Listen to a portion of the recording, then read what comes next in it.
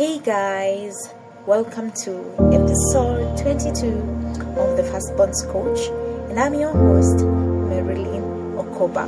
And today we are looking at Lot as a firstborn. Yeah, he was a firstborn.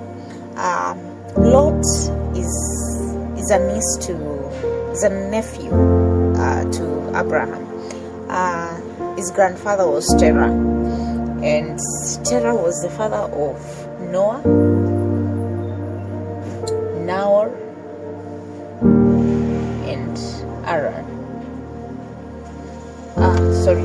Terah was the father of Abraham, Nahor, and Haran.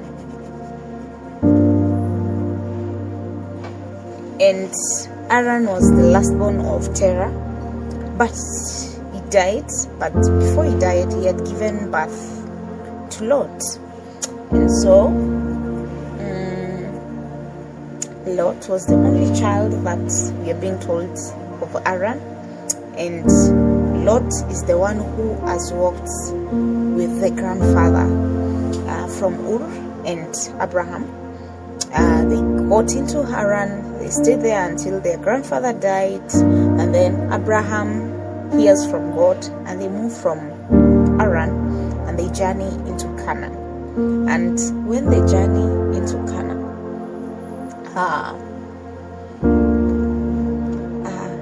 his life may not seem so his impact we may not see, because we rarely get to talk about Lot. People always talk about Lot's wife, but we rarely get to talk about Lot.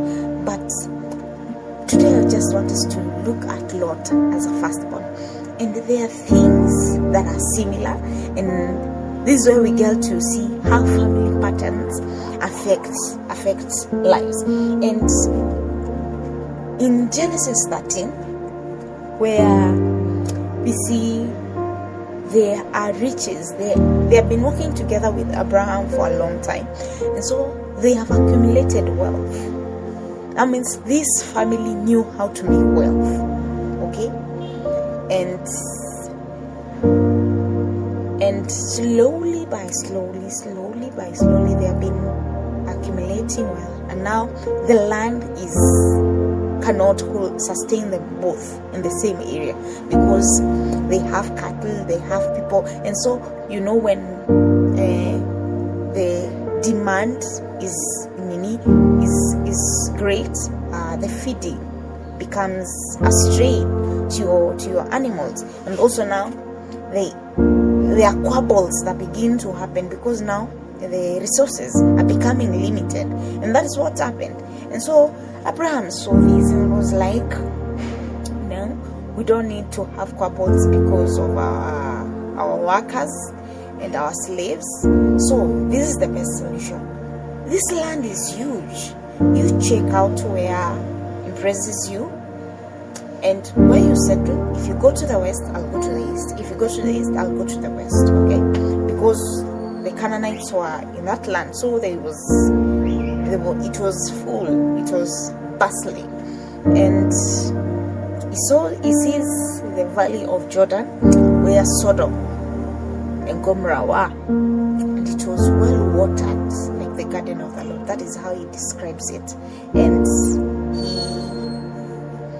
he moves into Sodom, and so Lot begins in his life in Sodom. He has stayed there. They are doing quite well. And then there is a war, and in that war, the king of Sodom loses, and Lot and the people are captured with everything they have. And Abraham is told, and Abraham goes and rescues his nephew, and they are back. So after this, Lot doesn't open his eyes. He's still like, Sodom is where I want to stay. So he still stays in Sodom. And then we now later see in Genesis 19, where basically the story of Lot compounded in.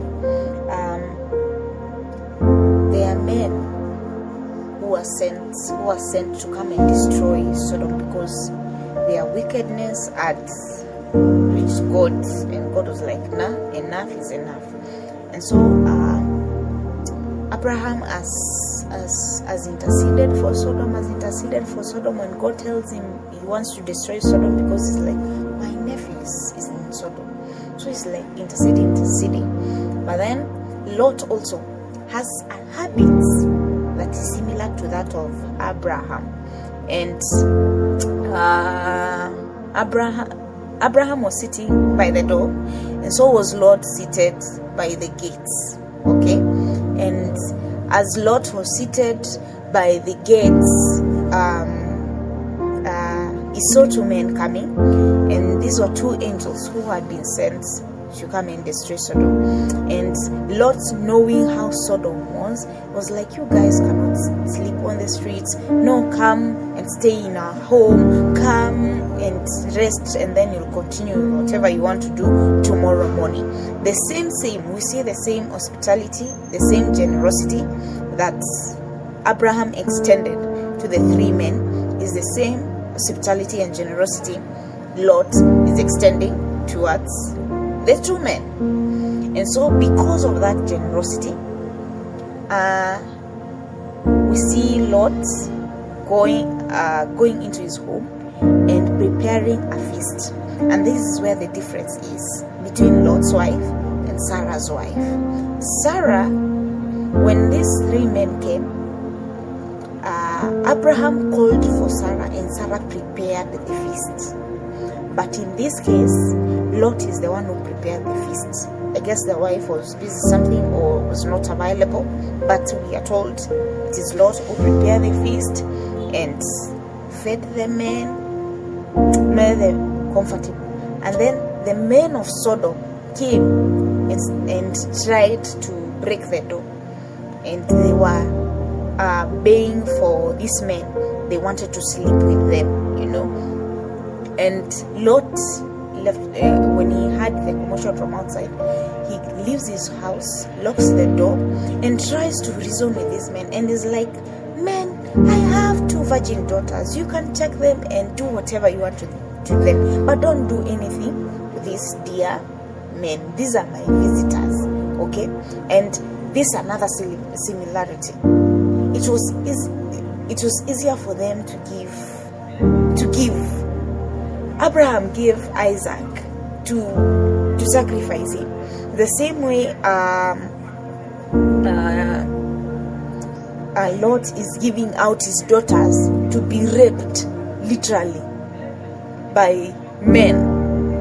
Not one, not two, a whole village of men is willing to give up his two daughters to be raped. Like, this is a family pattern.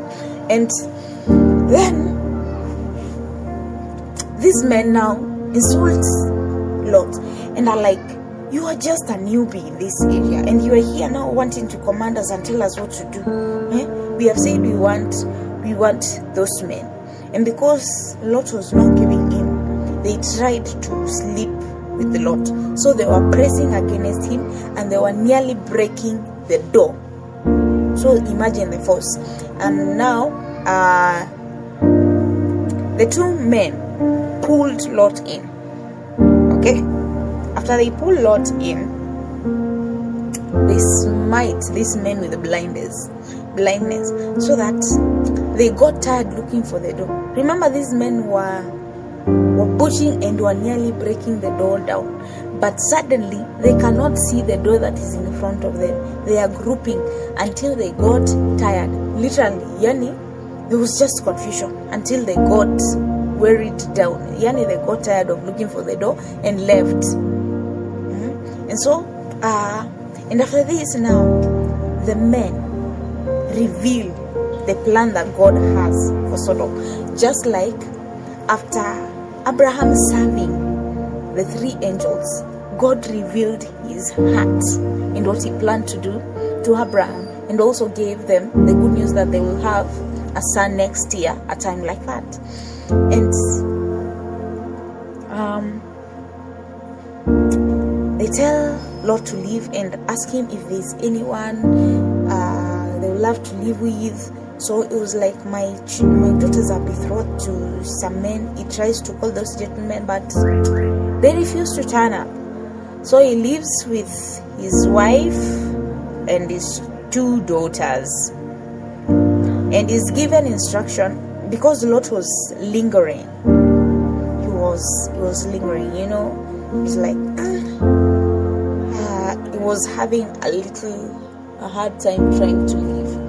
And so Lot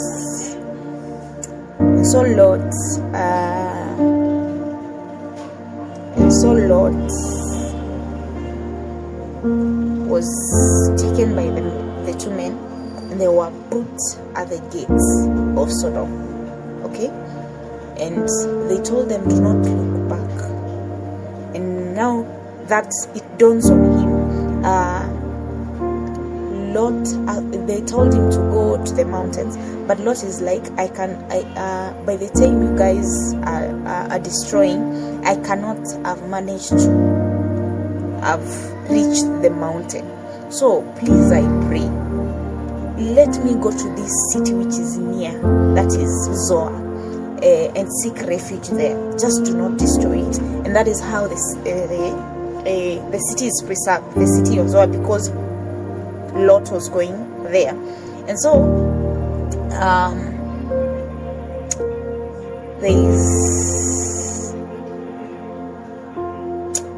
and this is where we see Lot's wife look back and become a pillar of salt. And so because after this, because the Lord was raining brimstones and fire over Sodom, it was traumatic, I believe. And when he enters Zoar, the city has been destroyed. Remember, Lot was not a poor person. These people were wealthy. They knew how to make wealth, so they were known. And so because he's in Zoar and everyone knew Lot used to live in Sodom, how come he's the only one who survived? And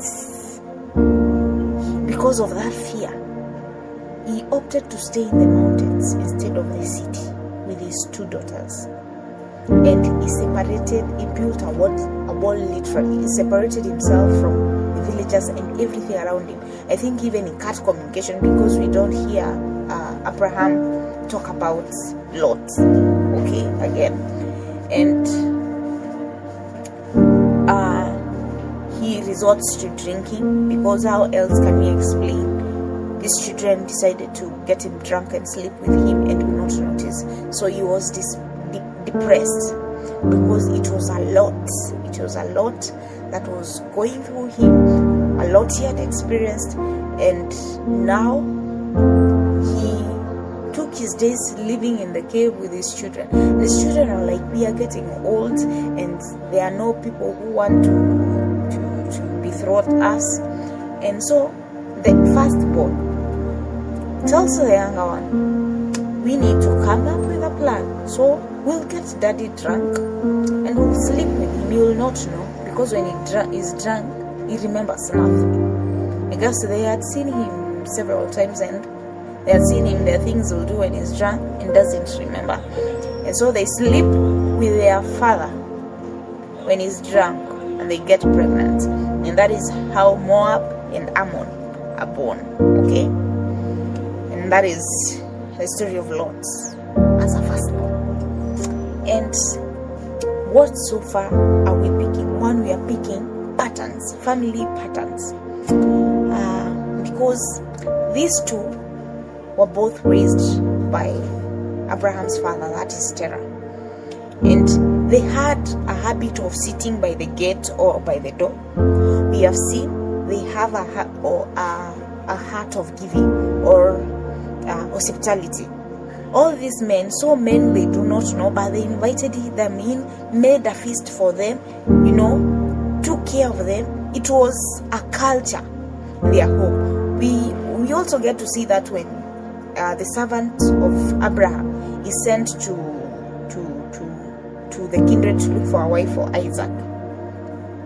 Because of the culture that they have been raised in, not to take care of people, that is why Rebecca saw the servant who was seated by the wall and offered to, was hospitable, because it was a family pattern. It was ingrained in them and how they were raised. Because how else can you explain? Now in Ur, Lot and Abraham both do same things for different people without having prior communication. It's not like there was a telephone they will call and say, there are some angels coming, I'm sending my guys, please, and you see, no.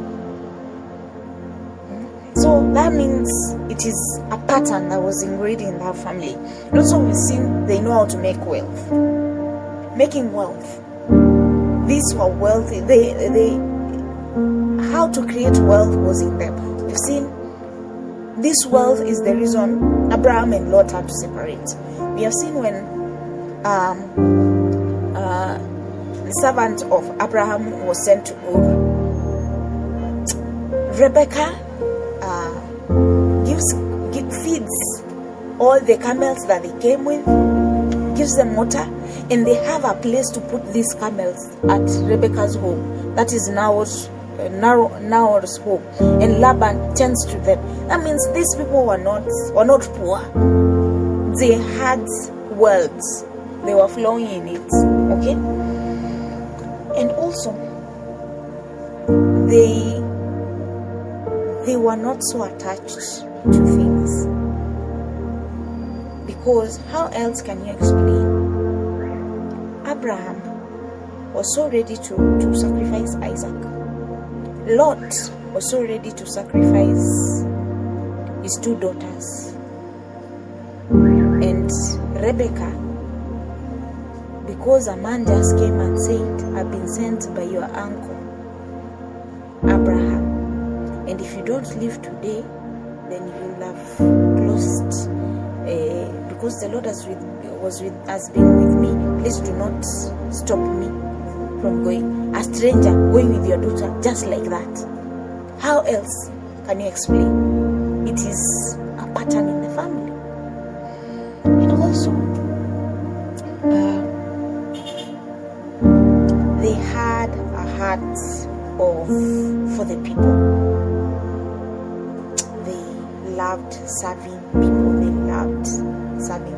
They had good relationships with people, and we can see how Abraham intercedes for Sodom and ask for God to rescue them. We see how Abraham pursues when Lot is captured, and he doesn't just rescue Lot, he rescues everyone that was taken. We also see how Lot asked for the preservation of the city of Zoar, and it was preserved. So the anointing for preservation was over their family. Okay, because of Lot, the city of Zoar was preserved, and because of Abraham, Lot was preserved. So and they knew how to tap into the heart of God for God to reveal things. Because we've seen these men, they didn't know they were angels. These were just men. They didn't know they were angels. And they serve them, they take care of them, and after taking care of them, God reveals what he plans or what he wants to do.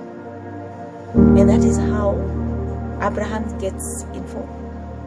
Sarah is told she's going to be pregnant, and Lot gets info and gets saved because of hospitality, of knowing how to tap into the heart of God. And so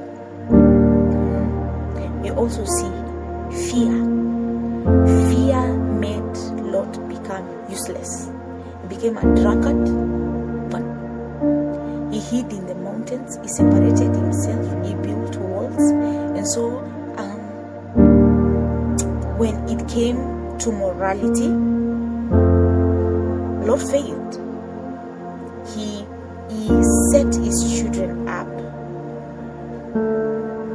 by choosing to live in fear after the happenings, because he had lost his wife. His wife had turned into salt. The city he lived in was rained on, fire and brimstone, and there was the only one saved with his daughters. So he lived in fear and probably was overprotective, and he drowned himself in drinking. And so in matters of morality, Lot lost it after the things he had experienced. And so there are patterns in a family that can really mess you up, because these patterns, as much as you're separated, there are things that you and your siblings do unconsciously, because it has been ingrained in you. It is something that you have seen being done in the family. It is something that you have been raised to do, and so it becomes a pattern. And that is how we see generational curses, we see generational blessings, because we can see generational wealth in these dear ones. And wow,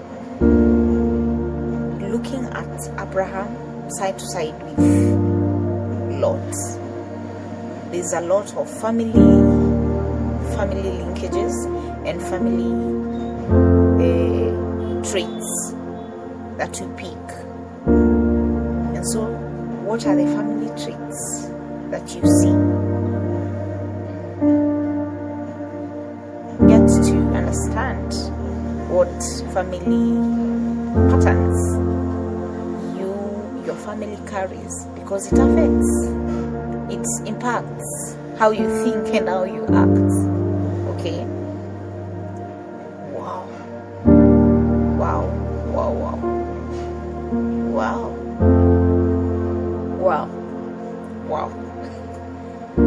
I'm still in wow. But it is getting heavier by the minute. But I hope you have been blessed. I hope you picked something, and because Lot was just a chapter, see you on the next episode as we begin to talk about Isaac as a firstborn. Okay? Be blessed. Bye.